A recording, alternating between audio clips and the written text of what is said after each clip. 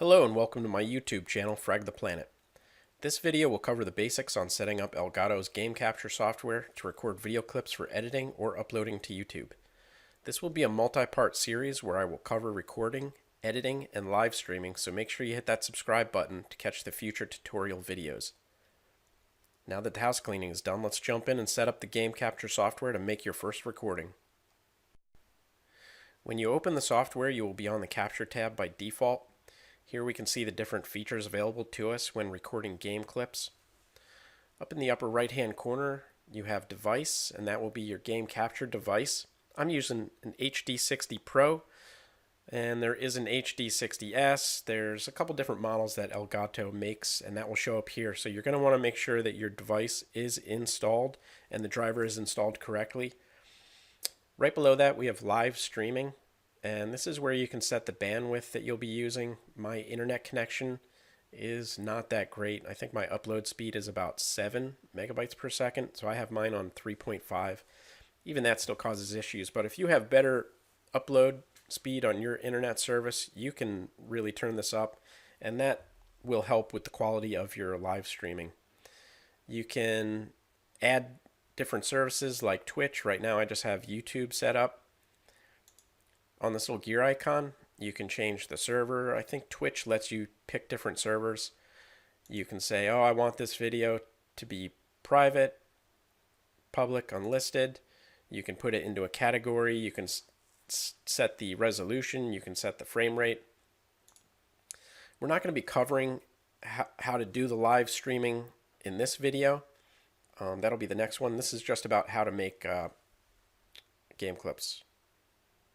Below that we have game audio. When setting your game audio, you really don't want this peaking into the red. You only want it maybe touching the yellow right about here. You can always go back later into your videos and change the volume if you need to. Editing software like Sony Vegas lets you do that, and I think there's a couple free solutions out there. I think you can use Windows Movie Maker. I don't use that. I use Vegas, and in Vegas I can change the volume of the clips. But you don't want it peaking, because if it peaks, then the audio is you can't fix it. Right below that is live commentary, and this is where you can plug in a microphone to your computer, and you can add a commentary track. Right now I have it on line in. I can pick the microphone that I'm using to talk to right now. We can see that. Again, you're going to want to set your mic volume so that way it's right around the top of the green level right here. You really don't want this peaking either. I would not check automatically reduce game sound because we're going to have this set up to record to a different audio track, and you can always go back later and change the volumes of your tracks in your editing software. You can change the threshold, attenuation, mono down mix. I don't believe I touched any of these. I just left them at default. We have Elgato Sound Capture below that. That'll be for another video as well. That's sort of like a mixer that Elgato installs on your PC alongside the Game Capture HD software. And that allows you to take control of your PC audio and add team chat from Discord, add music, and just pull in different audio sources and mix them into one to send to the Elgato software. Below that is tags, where you set the video title, the game, and description. Now these are actually what the Elgato software is going to use when it names your video file, so make sure you set these right, because if you're saving a lot of clips one day, that folder is going to get stacked with just tons of clips, and you're going to want to be able to find them. The description is not that important. It will timestamp the file, so you can always go and say, oh, okay, I'm looking for a certain clip that I made, and I know when I made it, and you can go find it that way. At the bottom, we have Stream Command, and this is where you can change the scenes when you're streaming. Just like in OBS, you can have different scenes. You can do that here with Elgato, and you can edit the scenes. You can add custom ones. There's some default ones that are already in here. I don't I don't generally stream from Elgato. I use OBS, but I'll definitely do the streaming part in the next video. Below that, we have the record for Flashback Recording. Right now, it's saving video and audio to a temp file, and it'll save 2 hours worth of video and audio, and that will generally take, you can see here it's showing how much space is available on my hard drive, and it will generally use about 100 to 200 gigs of space just for the temp file alone, so make sure you're using a hard drive that has a lot of extra space on it. We have a screenshot button, which is great, especially when you're making thumbnails.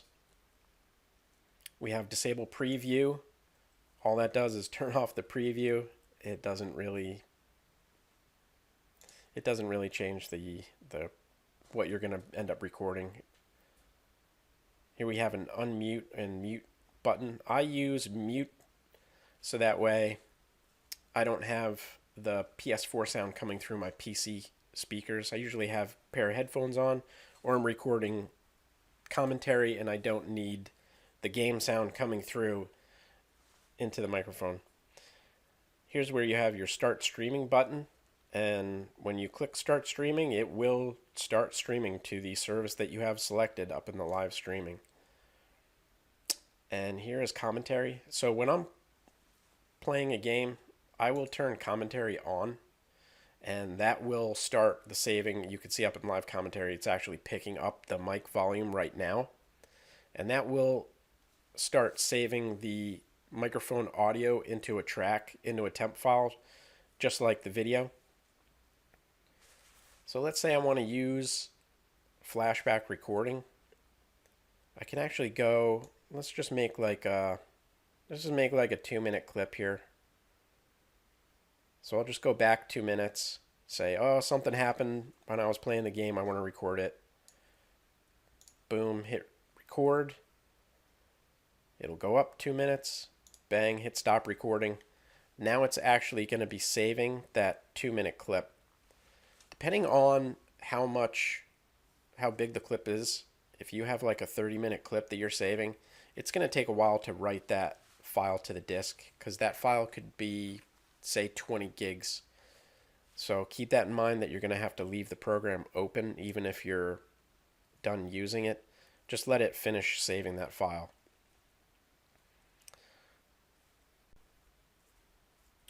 Now that we've seen some of the features available through the software, I wanted to show those quick before we went up and set the preferences of the program, just because it'll make a little bit more sense when you're seeing the settings in the preferences of how everything works together. So let's go ahead and set the main program's preferences right now. Let's go up to the gear icon on the right.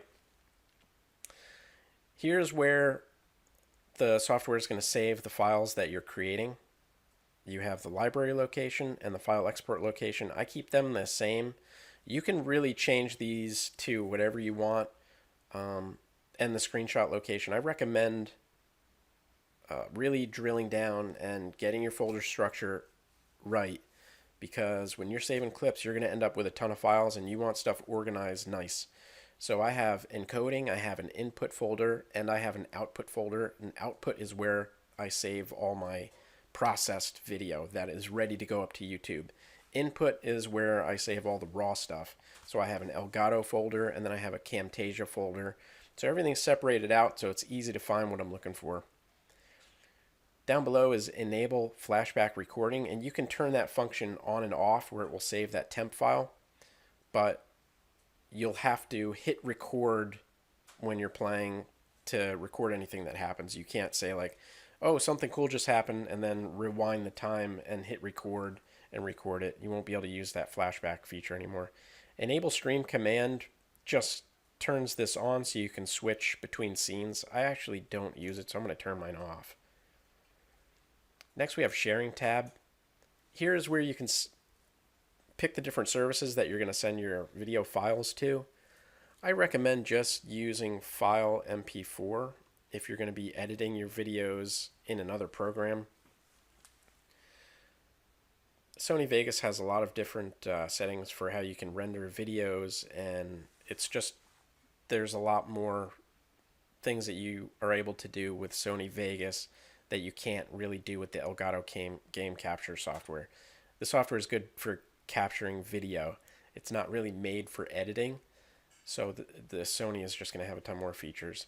Maximum number of simultaneous exports, I just have that set at 1.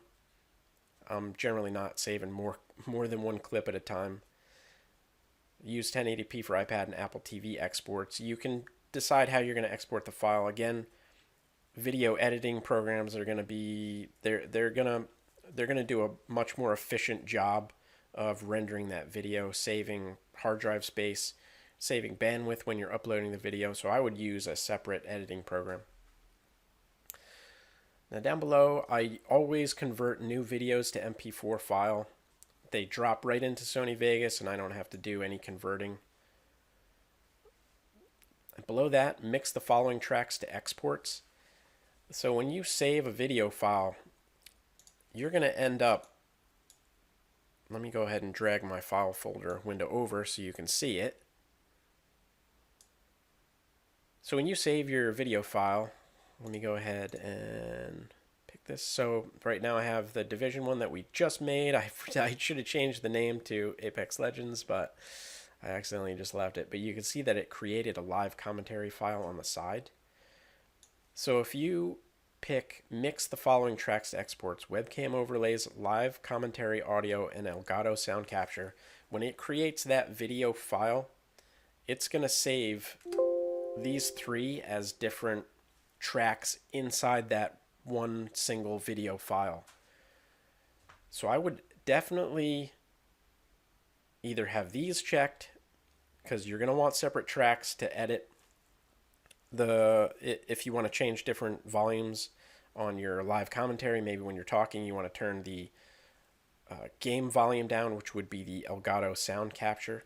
So you're going to have different tracks so you can change the volume and play with that. And also the webcam, that'll save it as a separate track in the video section.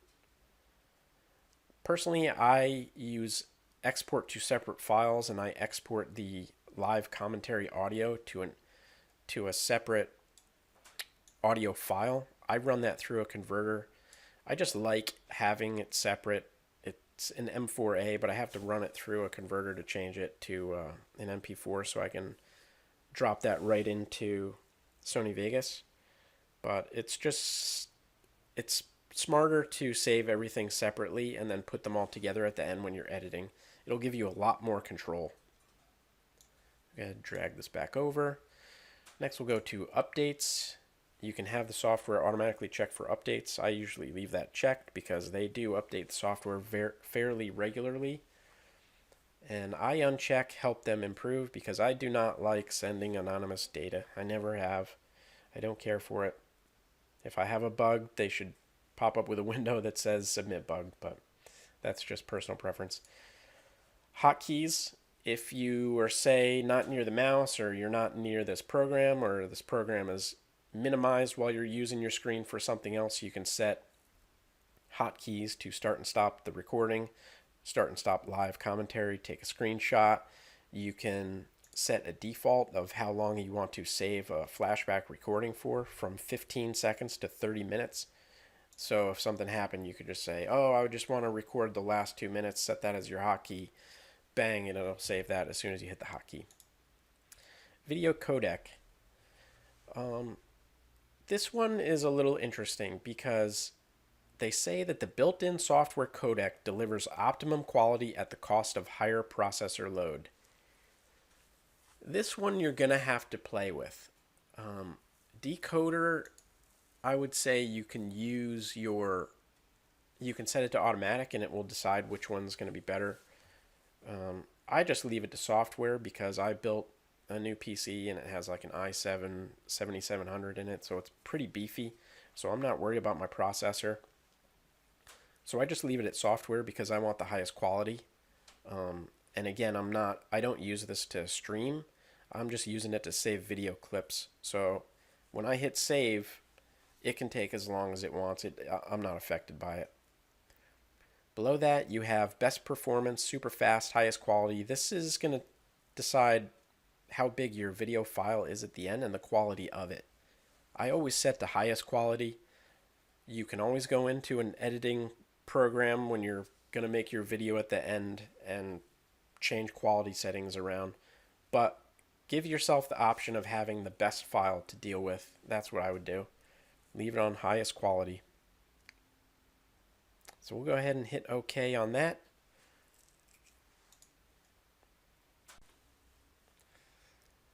So after you have your preferences set up for the main program, we're going to go ahead and set up the device settings, and that'll decide the quality of the game clip that you're going to create and where it's coming from. Let me just go ahead and minimize some of these tabs right here because I just don't need them open, and it's a little cluttered. So you're going to want to make sure that your game capture device is installed and the driver is installed and it's working correctly, and that'll show you up here. If it's not getting a signal, it'll say no signal, and you're going to want to go through some troubleshooting steps to get that working. Head over to Show Device Settings, the little gear icon, and we'll set up the capture device. In Input Device, you're going to want to pick either the console or the PC or iPad, whatever you're pulling the signal from. Other. This doesn't really change too much. I don't think it makes a difference what you pick. It will just pull that signal in the same way. This is just a nice way of visually showing you what you have connected. Video input is HDMI. That's how it's connected. Audio input, I have it set to HDMI audio to just pull the game sound from the HDMI cable plugged into my capture card. You can run sound to a line in on your PC or from a different source into the PC, maybe a USB sound card. You can pull audio from whatever source you want. I just use HDMI audio. Color range, standard or expanded. I would just leave it to whatever your monitor or your TV is going to be. Generally, everything is standard, but if you do decide to pick expanded, make sure that on your monitor or the TV that you're actually playing on, it's set to the same, and that the PS4 has those settings as well, so they all mesh correctly and look good when you're playing. Actually, I think I can leave this on expanded. I believe my PS4 Pro is using expanded colors. You can see it actually makes a difference when you click it. It makes a little bit of a difference, I think. Here we can do HD 720, HD 1080, standard, mobile. I pick HD 1080 because I want the best files to deal with, and I can always render them down to something else later. And I choose allow 60 frames per second. Normally all output is 25 or 30, but if you have a Pro or whatever, it'll let you do 60 frames per second. But that will increase the file size, so keep that in mind. Let's see, if I click this, it should change the file size. Yep, it halved it. It literally halved the file size, so you don't have to do 60 FPS. You can always do 30 if you don't have a lot of hard drive space. I always set this back to best, and it always goes right to this notch. I don't know 100% why that is, and it didn't actually change that, so it didn't change the quality of the game clip that I would be recording. Cropping, none. I'm leaving that. Convert standard definition to 640 by 480. Leave that checked in case you're using a console that doesn't quite output 1080. Stretch standard definition. If it looks squished or distorted, I leave these on. Those are on by default. In picture settings, I like to turn the contrast up to 12 and saturation to 16. And I'll actually turn them up a bit for you can see what the difference is. It will change how the video file is going to look. And keep in mind that when you change these settings here, it will change how it looks on your TV because you're going through a pass-through through your capture device. So you're going from your console to the capture device, from the capture device to your TV or monitor.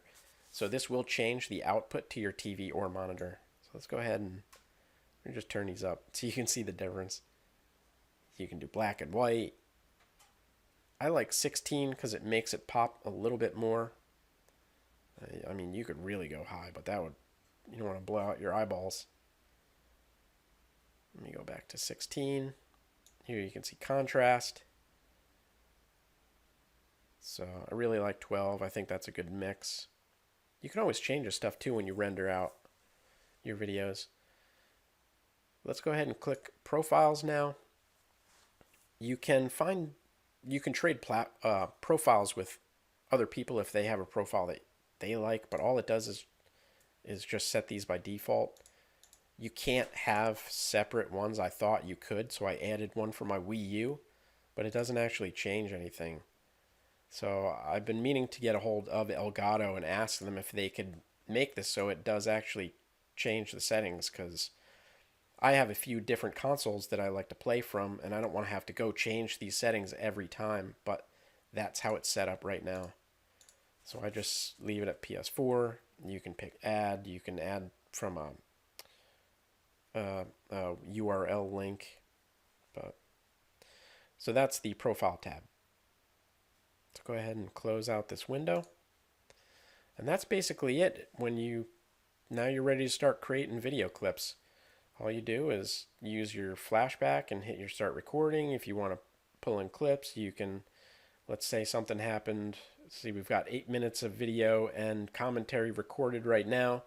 Let me go over here, Apex Legends, and let's say something happened a minute.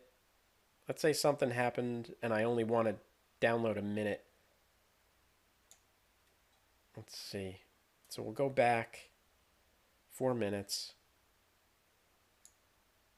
And I only want a minute-long video. Like, I don't really want to grab all 4 minutes, so I'll just hit record. And then you can grab the slider and go back.